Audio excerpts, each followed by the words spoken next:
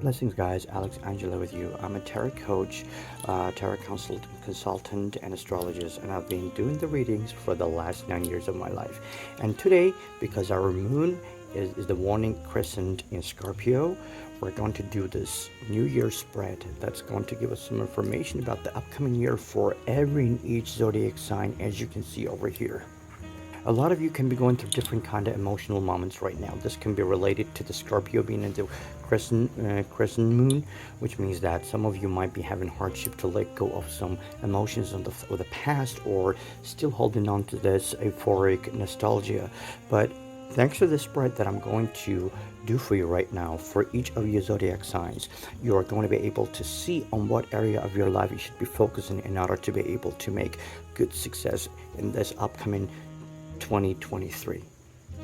Alongside with the zodiac signs, I have also two piles of the cards. The one that are planet cards, and the other one is the house cards.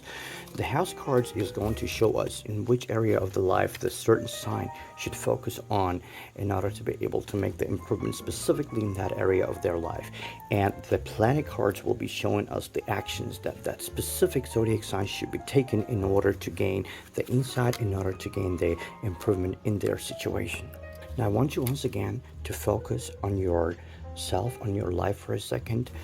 Whichever the zodiac sign you are, just focus on your life. I don't want you to ask no questions or nothing. Simply just take a little bit of moment, 10, 12 seconds to focus on yourself, to focus on your zodiac sign. And I will start the reading now. So right here now, where I'm going to pick up the first card in the first house, the Aries. The Aries right here is the first of the zodiac signs, and the fifth house and the planet of the fifth house is actually Vesta. Okay, so basically what these cards are saying is that the universe wants you to know that maybe this year you have spent a lot of time having fun, taking a lot of actions. Maybe you should just take some time for yourself, some time for rest, and pay more attention to your spirituality. Maybe taking some little break to spend some time on yourself would be a good idea.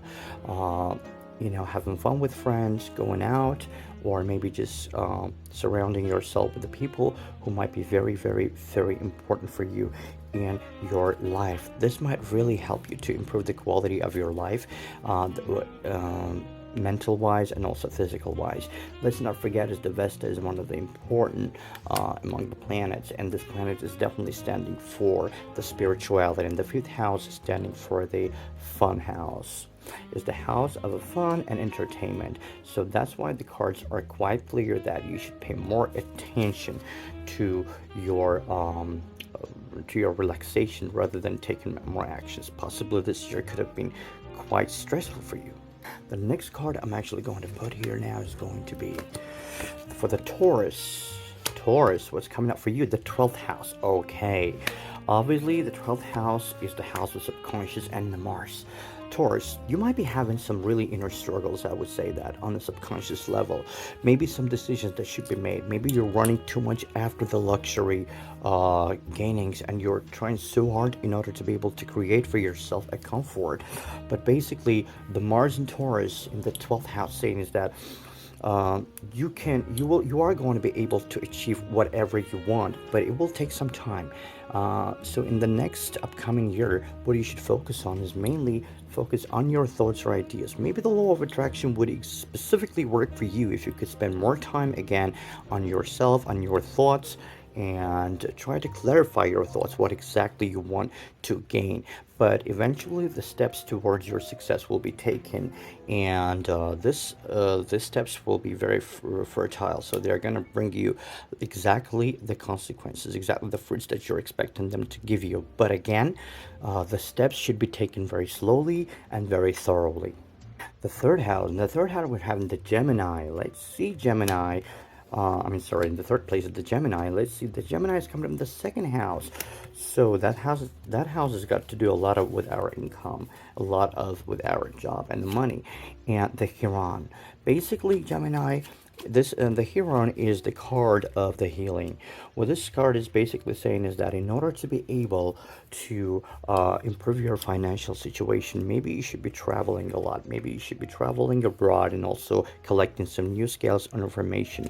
Try to get involved with more skills and more information in order to be able to gain the success that you want to gain in your financial life. It will also help you, by the way, to heal. The healing may come maybe from the unlucky relationship, or possibly something that has happened recently in your life and you're trying to heal from that, or maybe you're trying to go into the avoidance or escapism. So at this point, if you want to make the most of it, what I would really suggest you to do is take the steps towards your goal. Maybe start the traveling in this upcoming year. Obviously, you're going to be having a lot of traveling and a lot of new information, possibly a lot of communication with new people in your life that will really positively affect your financial situation. Fourth place, we're having the Cancers, the Cancerians. The Cancerians. Let's see what's expected for you. The first house of the Cancerians and the planet of the Cancerians is going to be the Neptune. Okay, so the Neptune in Cancer is saying that you might be a little bit too delusional, Cancers. I mean, the Cancerians love to dream. We all know that. They are very dreamy. They are really nice people. But at the same time, what the cards and the universe is actually recommending you to do is that you might be risking to spend the rest of your life actually in delusion or illusion, or at least in the next year, upcoming year, if you don't take some actions to actually make those dreams of yours come true. In the first house, basically in the house of your self-acknowledgement, you are living surrounded with your dreams, with your illusions, which is nothing really bad, but it can be very dangerous if you don't take actions, if you just carry on believing in the old patterns without trying to bring the change into your life. Once you bring the new patterns into your life, it will help you to get out of the comfort zone, which eventually end up for you creating the success and in the personality changes, which can be very beneficial for you in the upcoming 2023, considering that it's going to be the year of a black rabbit according to the Chinese horoscope. The next one is the Leo. The Leo is right over here. So with the Leo, we have the 10th house. Okay, well, actually, so Leo. And the planet is Venus. So basically, Leo, what I can tell you is that whatever you like doing, you probably really love making people happy and love being affectionate with them, love creating this really fun, really positive energy around the people that you're being surrounded by. And also, this card is saying that next year you might be surrounded by really nice people around who can really help you with your social status. You might meet some really nice, important people who can come along your way, and also you will be absolutely loving what you'll be doing, whether like it's in terms of the career, because basically the 10th house shows us usually our achievements, our social status. So your social status is expected to be really nice in the next year. So like expect to meet new people who are going to be helpful for you in your social status, maybe help you to build a business, maybe give you a motivation, maybe do something that will really help you to break the chains and eventually go towards the changes. This is going to be very well. And by the way, you might also find someone special this upcoming year, because we have a Venus here. So, my dears, now we're having the Virgos. Virgos with the house is the 9th house in Virgo. The house of philosophy and the art, and also possible for travels. The Virgo and the Mercury. So basically, Mercury in Virgo can say us that in order to be able to improve your communication skills with the people around you, what you should be doing is that you should be taking maybe some new classes of art, or maybe different type of spiritual classes that can help you evolve your great talents. Because Virgos, as we know, are being very productive and hardworking, but at the same time, very obsessed with their goals. People. Ninth house is the house of art, philosophy, and also traveling. But the ninth house, actually, let me emphasize, that is considered the far of traveling, the travel that will take a longer period of time and longer term. And the Mercury, as we know, is the planet of communication and the skills. So basically, in order to be able to improve the next year of your life, what you might be taking, you might be interested in taking some courses of the art, you might be taking some courses of life philosophy or life coaching, even might really help you to be able to achieve your goals and gain your goals in a very, very, very easy way. So that's why don't miss this chance, because the year of the black rabbit is going to give you this opportunity to achieve what you want to achieve. The next one, Libras. With the Libras, we have the 11th house. Okay, so the 11th house and the planet for the Libra is Uranus. Okay, so the Uranus is in Libra, which can say that actually there can be some disbalance in your life, Libras. You might be ready for a lot of changes in your personal life. Maybe breaking up with an old partner, God forbid, and maybe getting together with someone else. Maybe actually going back to the old partner, or if you're partnerless, you can actually meet someone. But at the end of the day, you have to know that this someone that you might meet, this someone that can be very, very special to you in your life and can play a life-changing role in your life, might be someone among your friends. 11th house. So let's not forget the 11th house also is the house of friendship. But this can also indicate us that one of your biggest dreams in 2023 is going to come true, about finding a partnership and maintaining and gaining the balance in your personal life. Once again, I'm telling you, this is probably going to be a really sudden and a roller coaster of emotions that you'll be going through. The upcoming year can be really exciting, full of love adventures, but eventually this can also make one of your biggest dreams come true. Possibly you're going to meet that number one and the right person in your life. Scorpios with the 4th house, the house of parentship, and the Saturn. So Scorpios, that we know, are being very deep and very secretive and also very emotionally deep and intuitive people. The Saturn in Scorpio gives us a strong feeling of a responsibility and also secretiveness. The 4th house. So Scorpio, remember, Scorpio, this upcoming year, you might have to take the role of a parent on yourself and trying to actually be the head of the house, or take the responsibility of leading some group of people like who are close to you as families.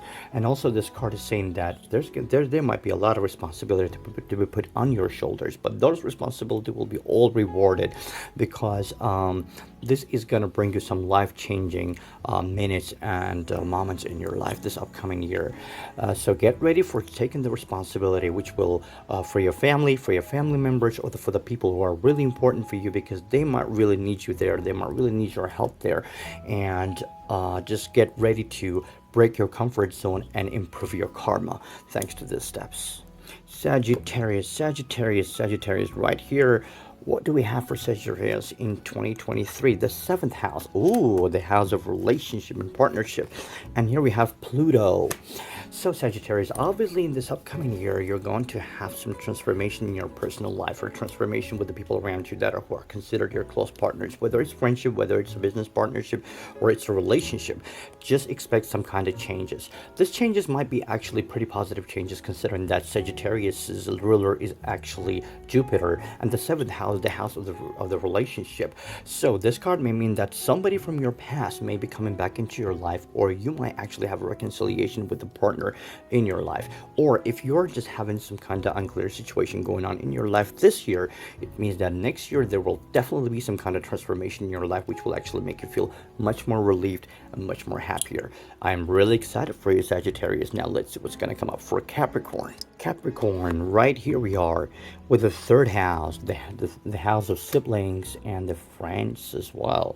So Capricorn, the moon. Okay, the Capricorn. This upcoming year is actually telling you to take away all the barriers with the people around you and actually try to get more involved in communication. Try to get more involved into the people's mood and their spiritual state. Try to get to know them better. Try to speak to them. Also, the moon in Capricorn can tell us that actually there can be some doubts inside of the Capricorn right now about what they're going to be doing in this upcoming year. But don't worry about this, because this is the time of the transformation, and this is the time where actually things are slowly changing, sometimes shifting from one side to another side. So the universal and the cosmic energy is unstable at the moment, considering that this was the year of the eclipse. Let's not forget about this. So the Capricorn in moon can say that actually we know that Capricorns are usually very hardworking and dedicated, and they are really business oriented. And in order to be able to improve the quality of your life, this upcoming year you should be spending more time in actually communication with people and taking a more look at your spiritual side. Maybe you need some rest, maybe you need some spiritual nourishment. Think about it, because this might actually help you to also effectively influence your business life as well. The next one is Aquarius. Aquarius is coming up with the 8th house. Whoa. The 8th house is actually the house of transformation, as we know, and there's a Jupiter.